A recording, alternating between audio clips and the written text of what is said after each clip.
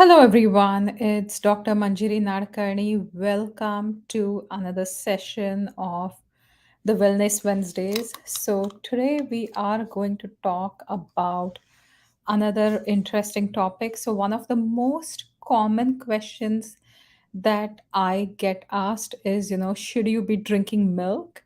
Right. And that is one question. And that's one of the reasons why I decided to host this video. So, a lot of the times, people are confused whether milk is good for you, milk is not good for you.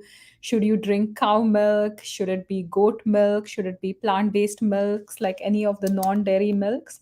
And that is one of the reasons why I decided to host this video.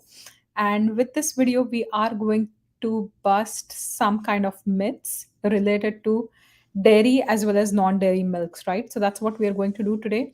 If you are watching this live, say a quick hi. If you are watching this as a replay, feel free to post your questions below.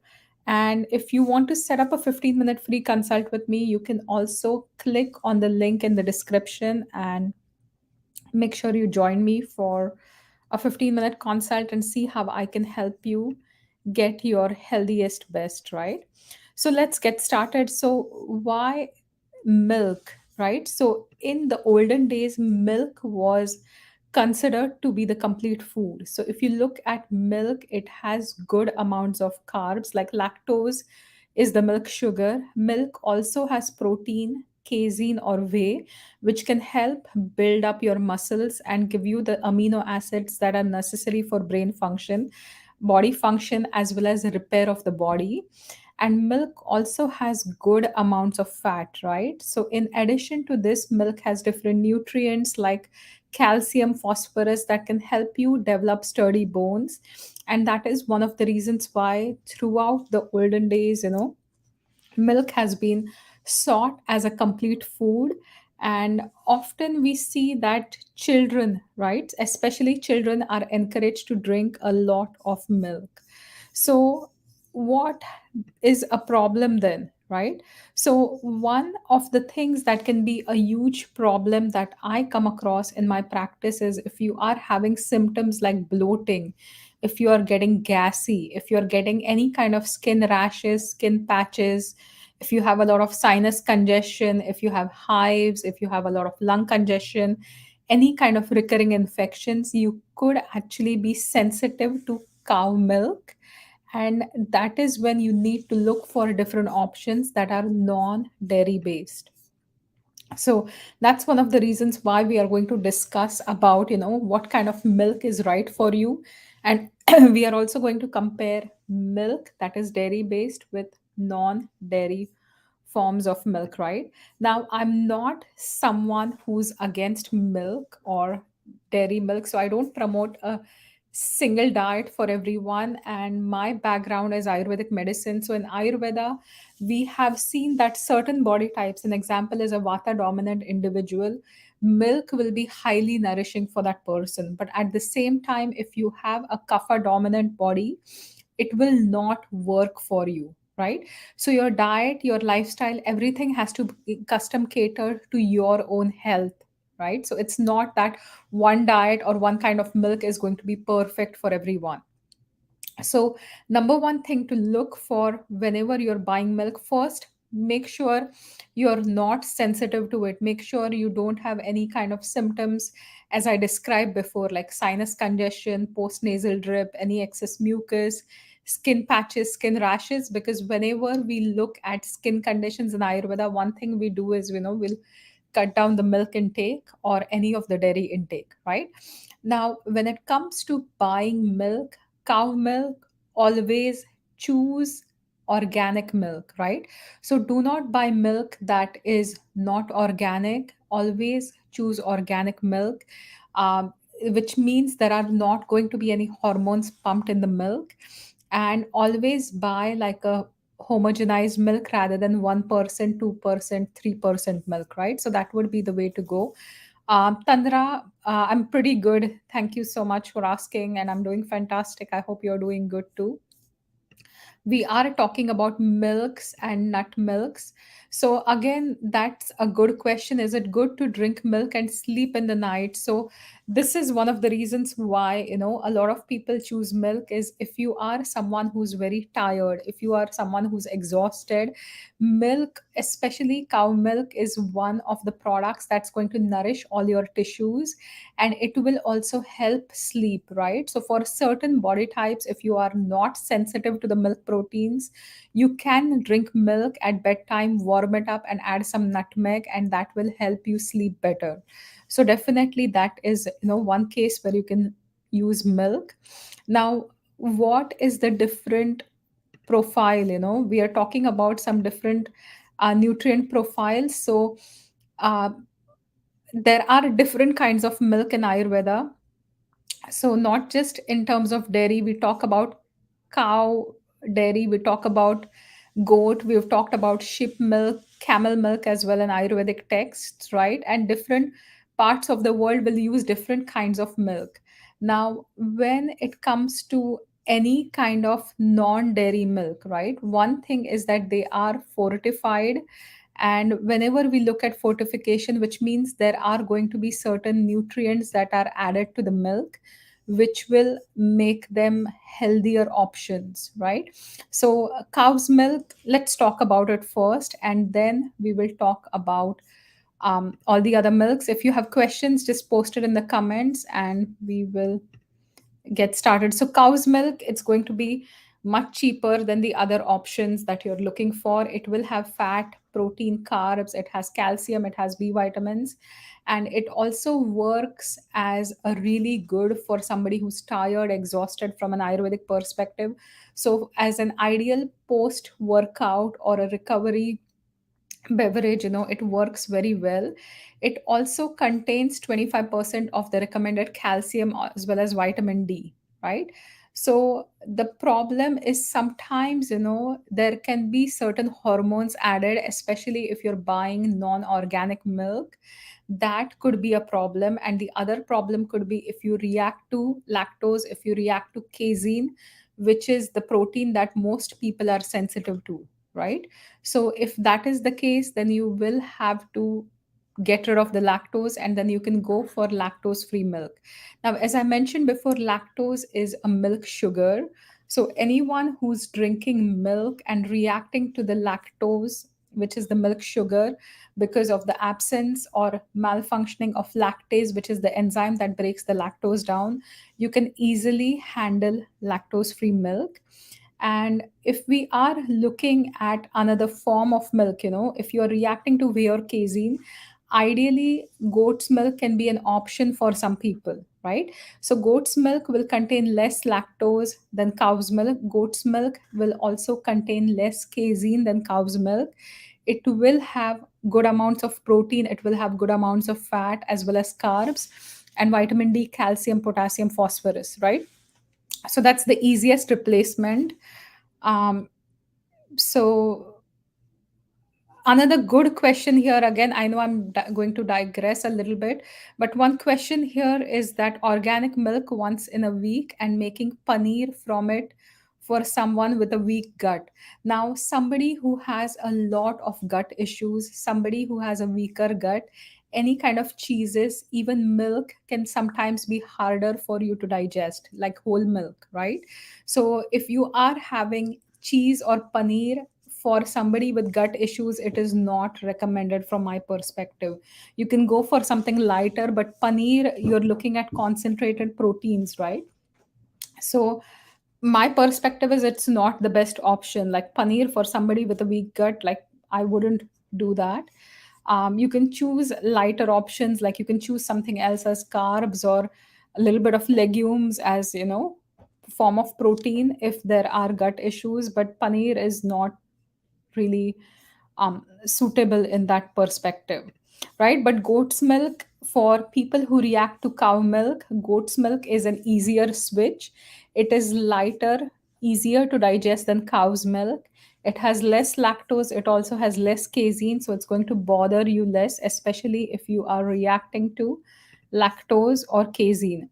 Now, Organic goat milk can be an option. Organic goat milk is easier to digest, but I wouldn't make paneer of it. Paneer itself is a heavy substance, right? It's heavy to digest, so I wouldn't make paneer of it. And whenever you are drinking milk, so one thing that most people do wrong when it comes to milk is nobody boils milk anymore, right? So you want to make sure you're boiling the milk, right? So even if you buy raw milk, or if you buy unpasteurized milk or pasteurized milk, whatever kind of milk that you buy, make sure you boil it, and that will make milk easier to digest. Adding a pod of cardamom, green cardamom, is going to make milk easier to digest. So if you are still looking at drinking milk, whether cow milk or goat milk, but if you are looking to aid the digestibility of milk, cardamom is your best friend. If you are someone who feels a lot phlegmier, right? So if you have a lot of mucus production because of milk, but you're not ready to give up milk, right? An option is adding some turmeric to milk and a pinch of cinnamon as well. That will cut the phlegminess of milk. So these are two options for you. Now let's talk about non-dairy milk.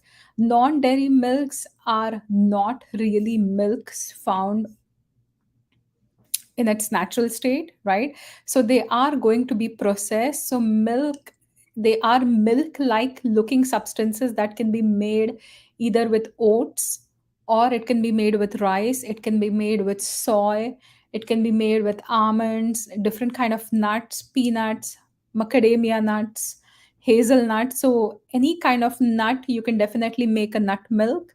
Coconut is not a true like tree nut, right? But you can also have coconut milk. So let's talk about different types of milks and how they are going to work. Now, if you buy any kind of milk from the grocery store that's non dairy, the number one thing to do is always buy unsweetened milks, right? So please, if you're buying like rice milk or oat milk or coconut milk, cashew milk, right? Make sure you're buying unsweetened milk out of the carton, because it will have a lot of sugars added. If you look at the sweetened milks, they do have tons of sugars added. And this is one way you could be consuming sugars that you are not even aware of. So, unsweetened rice milk is pretty much carbs. It will not have any protein, right? So, if you are someone who's allergic to cow or goat milk, if you are looking at something that's like a pre workout drink, if you're looking at something that will replenish your carbs, you can definitely go for rice milk, but it is not going to give you any kind of protein for your body. So, uh, again, rice milk sometimes will contain brown rice syrup, which is sugar. So, always, like try to avoid rice milk if you can, right? Now, the second kind of milk is hemp milk. Hemp milk is made from hemp seeds. This is one of the more trendier milk. It will have more fat, more protein than almond milk or rice milk. And hemp milk, typically, one cup will have about 4.7 grams of protein and 7.3 grams of fat, right? So, again, if you are someone who's looking for more protein in your diet, something like hemp milk is a good option. Hemp milk also tastes better as like a coffee creamer. So, that's one option you can go for. Now, let's talk about almond milk. So, almond milk is something that is not very nutritionally dense, right? So if you're looking at unfortified versions of almond milk, they're not going to have enough nutrients. So as I tell my clients, like you can take two small almonds and make an entire carton of almond milk. If you buy almond milk in the store, they will be fortified by adding some vitamin D, a little bit of calcium, phosphorus. But if you make it at home, it is not really going to have a lot of nutrients. So there are, like, if you look at, there was a lawsuit once against Silk, which is one of the most popular brands of alternative milk, that it showed that each bottle contained less than 2% of almonds, right? So make sure that to you are getting enough nutrients if you are having almond milk or rice milk. So don't look at it as an exact replacement for your cow milk if you are getting protein, especially when we talk about children, right, who are not yet eating solid food. In young kids, when they are starting to form formula milk, cow milk or goat milk will provide them with lots of nutrients, but almond milk, soy milk are not the exact substitutes, right? So almond milk, from a nutritional perspective, when it's fortified, it will have vitamin D, it will have some calcium, phosphorus, but otherwise it will not have a lot of nutrients. It's not a nutrient dense product. Now soy milk is one of the better options. It will have 4 grams of fat, it will have 7 grams of protein, 3 grams of carb. So it is similar in protein and fat to a glass of 2% milk, right? A lot of the time soy milk is also fortified with vitamins A, vitamin D, vitamin B12. So that is an option. Now if you are someone who's sensitive to soy, right, it is not going to be a good option for you. If you are not sensitive to soy, then definitely soy milk can be a good replacement as a non dairy milk. Gonna say a quick hi to Sapna. Thanks for joining. Farid is here as well. Um, so, Sapna, we are just talking about non-dairy milks. We've talked about hemp milk. We've talked about almond milk. We are talking about soy milk, and a lot of the things, a lot of the important things is, soy milk is not going to respond well to heat. Like if you're heating certain things, or if you're looking in cooking, right, cooking alternatives, soy milk doesn't, it will curdle at higher temperatures. So a lot of the times, almond milk is something that's used instead.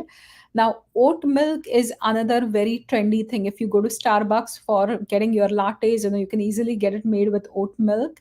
Now oat milk, again, in terms of calories, it will have more similar calories to cow milk with lots of carbs, but it does not have good amounts of protein. So it is not a protein dense food, again, because of the fortification. You can get vitamins A, you can get vitamin D and calcium, but from a nutrient perspective, it is not as nutrient dense as a cow milk is going to be naturally, right? Now coconut milks are another popular item. So when we talk about milks, right, coconut milk is something that is a very staple for me when it comes to cooking, and that is because the region might um he- I belong to, or my family belongs to, in Goa. Like, you cook with a lot of coconuts, you will extract coconut milk, you will add it to a lot of your curries and dishes. And coconut milk is also delicious. Coconut is absolutely delicious. So when it comes to cooking with coconut milk, the one thing to note is it is extremely high in fat, right? So whenever you're drinking coconut milk, if you especially get a thick coconut milk out of the can, it is going to be rich in fat, and it is going to be heavier to digest as well, and it will not have a lot of protein. So if you are looking at protein intake from coconut milk, you're not going to be able to get that protein, right? So for fat it is perfect. For something like protein, it's not going to be perfect. Going back to a little bit about Ayurvedic information, coconut milk is very cooling to the pitta, right? So coconut by itself is a pitta balancing food. Coconut milk will also help balance the pitta, but you want to make sure that it's not too heavy. Light coconut milk is a better option than a full fat one. Otherwise, it's going to be really heavy to digest, right? Now, cashew milk, macadamia milks, there are different hazelnut milks. Again, they're all nut milks. They won't have a lot of protein. They will have good amounts of carbs as well as fats.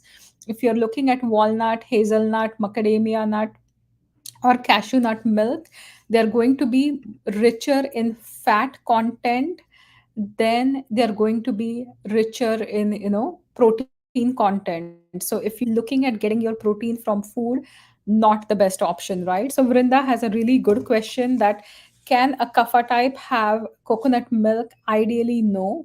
right? So when you are looking at your dosha or body type from an Ayurvedic perspective, coconut milk, if you are someone who is a pitta dominant, you will have a stronger digestive fire. It will be really good for you. You can add a few spices, make it digestible, and it will also support a vata dominant person, right? So oat milk or rice milk or something, almond milk, any of the nut milks which are not dense in nutrients, that will work for a kapha type of person because you don't need a lot of nutrition from the milk.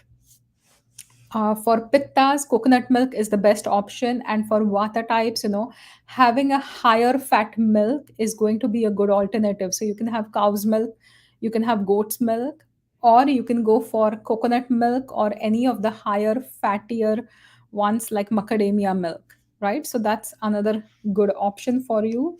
So when should you not be drinking these milks, right? So if you are intolerant to nuts, completely avoid nut milks. I've seen some of my clients to be allergic to oats as well. That's the time I would completely avoid oat milk. If you are going through any hormonal imbalances, I would completely avoid soy milk or even anything to do with cow dairy. So those are a few ideas for you. And the other question that I'm commonly asked is, are non-dairy milks healthy for children? If your child is eating solid foods, right? If your child has a well-rounded diet, you can replace dairy milk with any kind of non-dairy milk because you're not particularly looking at nutrition from the milk, right? So definitely, you can have almond milk or cashew milk, coconut milk, rice milk, oat milk, and add it to your child's diet if your child is eating solid food, if your child has a well-rounded diet. But if it's a baby where the baby's having a lot of eczema or skin related issues and you're trying to replace cow milk, soy milk can be fortified and made it similar to the milk consistency, but any kind of almond or oat milk is not going to be suitable in that perspective, right? So I hope you enjoyed today's talk.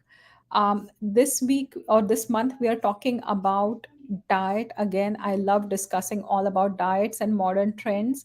So this session was about cow milk with non-dairy milk. Next session we are going to talk about identifying healthy and unhealthy sugar substitutes. I also have an upcoming webinar this Saturday. Sorry, this Thursday. What am I saying?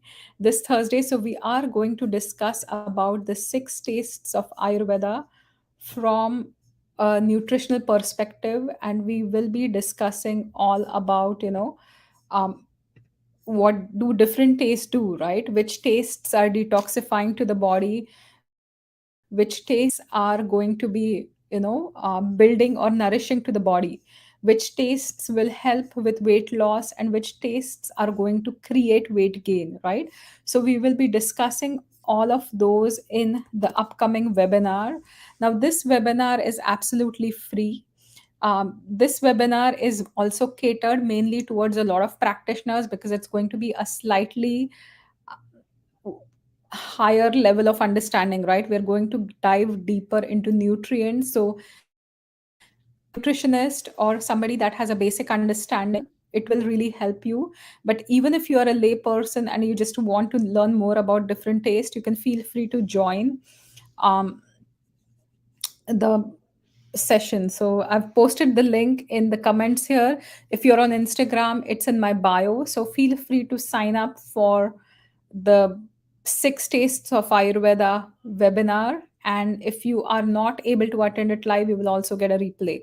Now back to the questions. So Twigtails is asking me porridge daily with coconut milk, cardamom pod, soaked nuts, raisins, seeds. Okay. So again, see, Twigtails, I can't give you one-on-one recommendation. So for some person, definitely this can be okay, but everything has to be looked at from a digestibility perspective, and if you are digesting it.